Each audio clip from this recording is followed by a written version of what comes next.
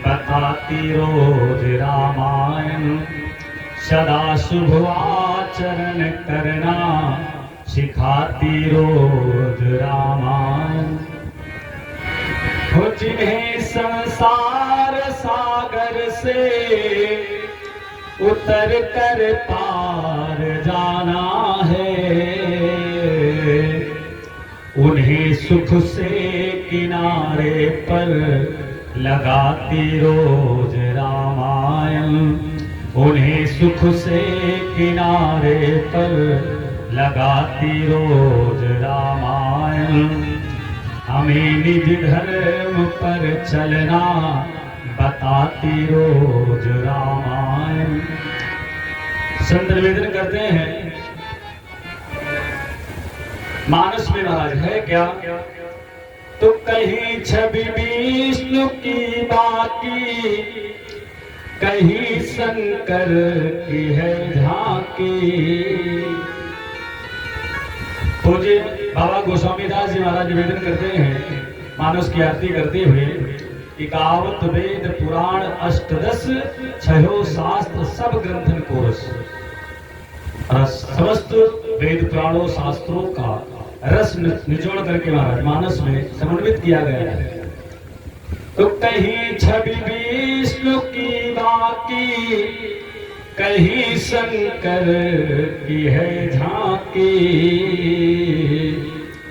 हृदय आनंद झूले पर झुलाती रोज रामायण, हमें निज धर्म पर चलना बताती रोज रामायण। सदा शुभ आचरण करना बताती रोज रामायण। निवेदन करते हैं संत, सरल कविता की कुंजों में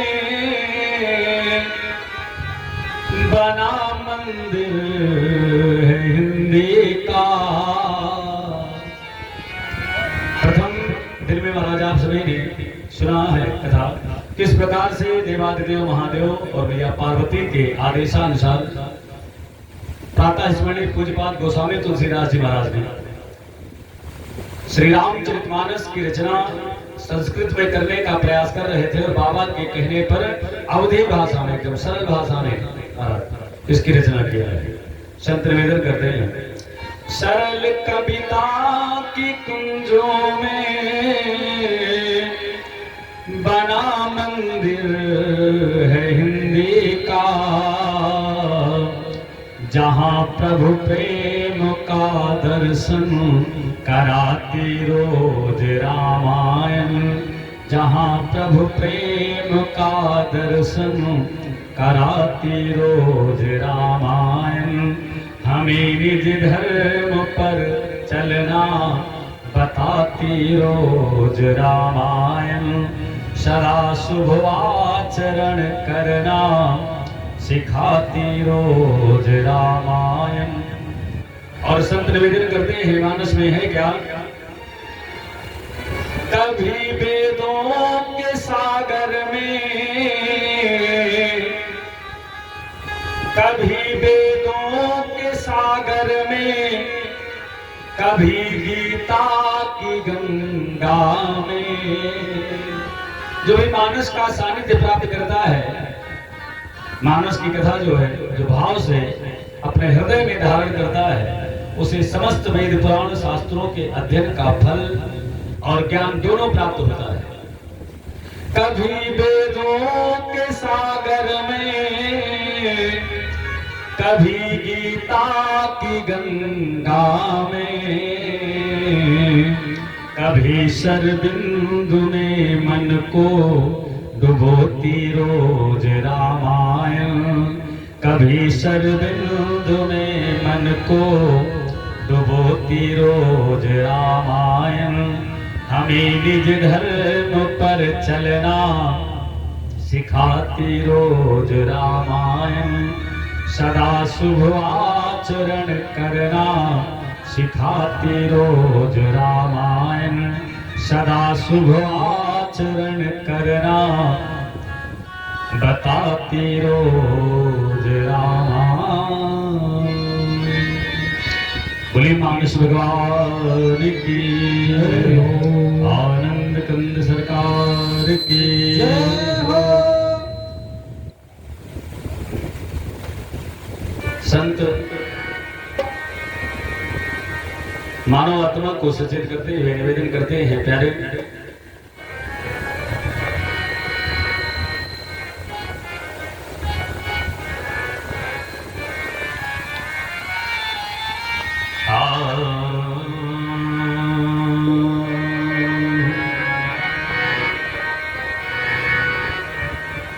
क्षण भंगुर जीवन की कलिका,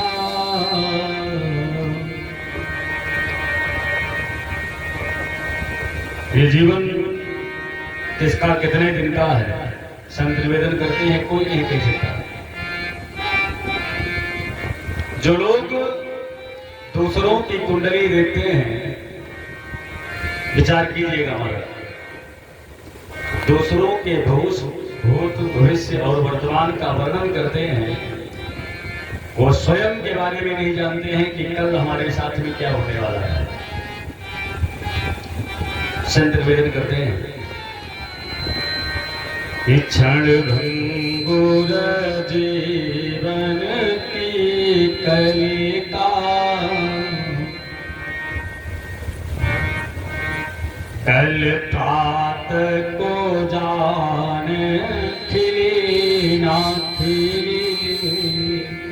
सीताराम समय बंद कर दीजिए भैया। क्षण भंगुर जीवन की कलिका, और कल प्रात को जान खिली ना खिली, मलयाचल की शुचि शीतल मंद, सुगंध समीर मिले ना मिले, तो कलिकाले कुठार लिए फिरता, तन नम्र से छोट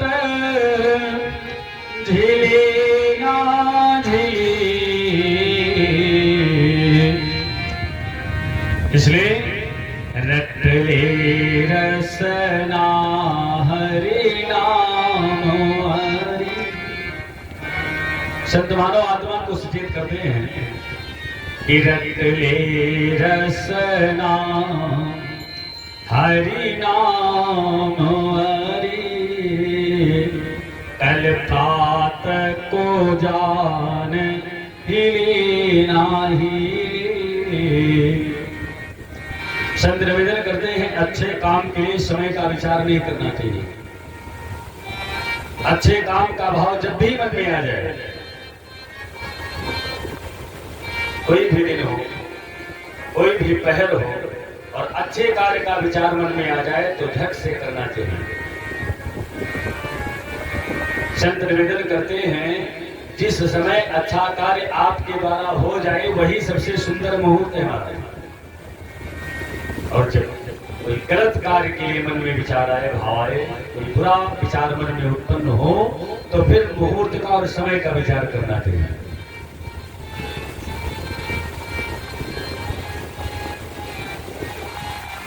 तमाम लोग मिलते हैं, महाराज जी भजन करने का समय जो होता है वो वृद्धावस्था में होता है। पूरा जीवन निकल जाए, युवावस्था और बचपना, जवानी, ये सब निकल जाए हाथ से, जब साधन किसी काम का न बचे, रद रद रद रद रद रद करे तब राम निकले, तब राम नाम लेना चाहिए। एक सज्जन मिले, उनसे बात जो है चलने लगी, तो बोले महाराज जी वृद्धावस्था में मंत्र लेना चाहिए, नाम भगवान का लेना चाहिए। वृद्धावस्था, युवावस्था तो मौज करने के लिए है, कमाने खाने के लिए है, बनाने के लिए है। तो हमने कहा भैया गारंटी है कोई कि वृद्धावस्था आना है? भाई इसकी गारंटी कोई ले सकता है संसार में कि वृद्धावस्था आएगी हमारे पास?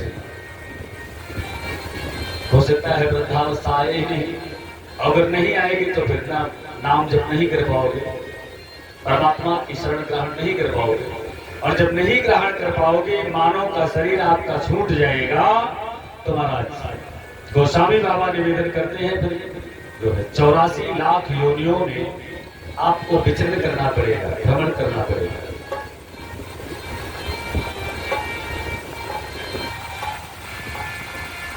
84 का फेरा पड़ेगा महाराज। 83,99,000 और 999 योनियों में आप कीट पतंगे, नाली का कीड़ा, विष्ठा का कीड़ा, चील पक्षी, सियार, कुकुर, बांदर, ये सब बन करके भटक करके पूरे संसार में इधर उधर से तब जा करके 83,99,999 योनियों में आप विचरण करोगे, तब जाकर के ये पुनः शरीर आपको मिलेगा, मानव तन। और मानव तन इस बार जैसा मिला है, विचार कीजिए, 2 हाथ हैं, 2 पैर हैं, 2 नेत्र हैं, श्रवण करने की शक्ति है, बोलने की शक्ति है, उचित अनुचित का विचार करने की शक्ति है, बढ़िया सा साधन परमात्मा ने दिया है। जरूरी नहीं है कि जब पुनः मनुष्य का स्वरूप मिले तो यही तन आपको प्राप्त हो, ऐसा है। हो सकता है थोड़ा बहुत कम ज्यादा हो जाए, मैंने 1.25 भी हो सकता है, 2-4 फेस भगवान बहुत ज्यादा जोड़ दिए, बहुत कम जोड़ेंगे। तो जैसे कर्म करते हैं, उसके कर्म के आधार पर ये शरीर और परमात्मा प्रदान करता है। गोस्वामी बाबा मानस में निवेदन करते हैं, बड़े भाग मानुष तन पावा, असुर दुर्लभ सद ग्रंथ गावा, सुर दुर्लभ सद ग्रंथ गावा। आप जो है स्वर्ग में बैठे हुए देवता भी मनुष्य तन देखने के पश्चात में महाराज लालायित तो होते हैं। क्यों? क्योंकि मनुष्य का शरीर धारण करने के पश्चात में कुछ ऐसे कार्य हम लोग कर सकते हैं जो देवता नहीं कर सकते महाराज। देवताओं को दुर्लभ है जो कार्य, वो भी मनुष्य के लिए महाराज साधारण है। देवता यज्ञ से निर्मित सोमरस का पान कर सकते हैं। देवताओं को दिखाते हैं हम लोगों को बैठ करके जो है यज्ञ करेंगे। इसलिए देवताओं के दुर्लभ कार्य महाराज जो साधन के द्वारा किए जा सकते हैं। और ये जो शरीर हम आप सभी को प्राप्त हुआ है 84 लाख योनियों में, ये श्रेष्ठ है। इसको गोस्वामी बाबा निवेदन करते हैं, ओ शोधन साधन धाम मोक्ष कर द्वारा। ये साधन हमको काहे मिला है भाई? अगर सिर्फ अपना पेट भरना हो, अपने बीवी बच्चों का, अपना खेत महल घर द्वार सब बनवाना हो, साधन अपने लिए व्यवस्था करनी हो, तो फिर इस संसार में आने के बाद में संसार से जाने तक जितनी क्रियाएं हैं वो सिर्फ अगर आप अपने लिए कर रहे हो तो फिर तो ये कार्य बंदर भी कर सकता है भाई, ये कार्य तो पक्षी भी कर सकता है। इस संसार में आता है, अपने बच्चों के लिए घोंसला बनाता है, अपना पेट भरता है, अपने बच्चों का पेट भरता है। नील गाय भी अपना पेट भर लेता है, देखा होगा। तो जो सिर्फ अपने लिए करना है तो ये इस साधन की आवश्यकता नहीं। ये श्रेष्ठ योनि है, और श्रेष्ठ योनि का मतलब ये हुआ कि श्रेष्ठ कार्य भी होने चाहिए। कार्य क्या है? इस योनि को प्राप्त करने के पश्चात में हमारे ऊपर दायित्व क्या है, कार्य क्या है? गोस्वामी बाबा निवेदन करते हैं, साधन धाम मोक्ष कर द्वारा। कुछ ऐसा कर लिया जाए कि जीव आत्मा जो है हमारा मुक्त हो जाए आवागमन से। फिर 84 के चक्कर में हम सभी को ना पड़ना पड़े, नहीं तो पुनरपि जननम पुनरपि मरणम पुनरपि जननी जठरे शयनम। 84 लाख बार महाराज जन्म लेना पड़ेगा, 84 लाख बार मरना पड़ेगा, और 84 लाख बार माता के उदर में महाराज तमाम सारी यात्राएं हमको झेलना पड़ेगा। संत निवेदन करते हैं माता के उदर में जब जीव रहता है तो उसकी स्थिति क्या होती है।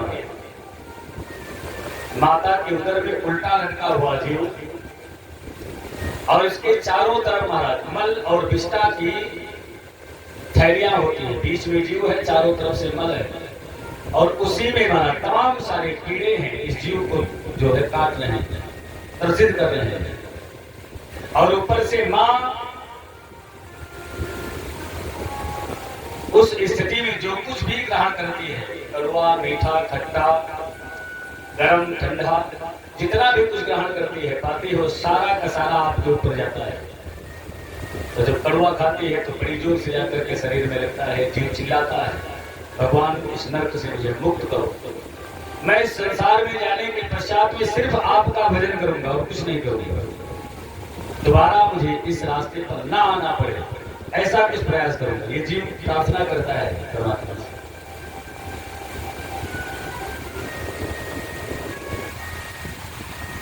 इसलिए साधन हम आप सभी को मिला है महाराज, इस जीव आत्मा को संसारिक बंधन से मुक्त कराने के लिए। साधन धाम मोक्ष कर द्वारा पाइन जेहि परलोक सवारा, पाइन जेहि परलोक सवारा। और जिसने इस साधन को प्राप्त करने के पश्चात भी अपना परलोक न संवारा तो महाराज फिर उसे 84 लाख योनियों में महाराज विचरण करना पड़ेगा। और 84 से अगर बचना चाहते हो तो संत निवेदन करते हैं विशेष कुछ नहीं करना है। 84 से बचने का सिर्फ एक मार्ग है। बोले मार्ग क्या है?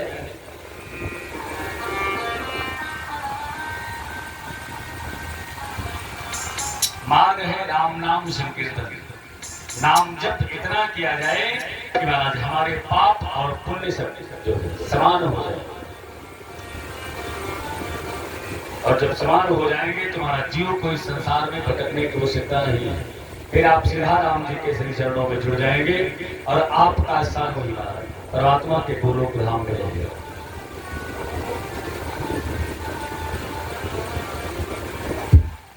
गोस्वामी बाबा महाराज मानव आत्मा को सचेत करते हुए निवेदन करते हैं प्यारे, एक तो वैसे ही इस कलिकाल में मनुष्य की आयु कम पड़ गई है और कम नहीं पड़ गई है, कम धीरे धीरे और ज्यादा होती जा रही है। 100 वर्ष की मनुष्य की आयु महाराज कही जाती है, लेकिन अब 100 तक कोई नहीं पहुंचता है। हम लोगों के बचपने में 90-95 तक लोग पहुंचते थे, फिर धीरे धीरे 80-85 आए, बीच में 70-75, अब 60-65। इससे ज्यादा कोई आगे नहीं निकल पा रहा। निकलता वो है जो तप करता है, जो नाम जप करता है, क्योंकि परमात्मा के नाम जप में बड़ा सामर्थ्य है हमारा। जो परमात्मा का स्मरण करता है, नाम जप करता है, वो आगे निकल जाता है। गोस्वामी बाबा निवेदन करते हैं प्यारे, अल्प तो जीवन है ताहों में सोच पोच, और करीबे को बहुत कुछ काह कीजिए। कहा जीवन अल्प है और उसमें भी तमाम सारे विचार हैं, और करने के लिए भगवान की माया ने इतना जाल बिछा दिया है कि महाराज ये जीव भ्रमित हो जाता है कि हमें क्या करना चाहिए। अल्प तो जीवन है ताहों में सोच पोच, करीबी को बहुत कुछ है काह कीजिए। पार ना पुराण हो उबेदन को अंत नाही, वाणी को अनेक चित्त कहाँ दीजिए। इस मनुष्य की स्थिति को बतलाते हुए कहते हैं जीव जब परमार्थ की तरफ भी चलना चाहता है, परमात्मा से जुड़ना चाहता है, तो देखता है कि जो साधन है वो भी बहुत विशाल है। अनेकानेक पुराण हैं, अनेकानेक शास्त्र हैं, अनेक वेद हैं, और उन वेदों में, उन पुराणों में, उन शास्त्रों में उलझ जाता है जी, पुनः रास्ता भटक जाता है। तात की कला अनेक, छंद के प्रबंध बहु, रस तो रसी रस कहाँ कहाँ पीजे, और सब बातन के एक बात। गोस्वामी बाबा निवेदन करते हैं, इस जीव को कहीं भी किसी भी चक्कर में फंसने की आवश्यकता नहीं है। अरे सब बातन को एक बात, बाबा तुलसी कहे जात, जीवन सुधारा चाहो तो बस राम नाम लीजिए। सिर्फ राम नाम रूपी अवलंबन पकड़ करके जीव इस भाव सागर से पार हो सकता है महाराज। इसलिए आज बड़े भाव से अपने मन को राघव सरकार के श्री चरणों से जोड़ने का प्रयास करते हैं, और राम जी के चरणों में जोड़ने के पश्चात में जैसे सरकार की कृपा हम सभी भक्तों के ऊपर,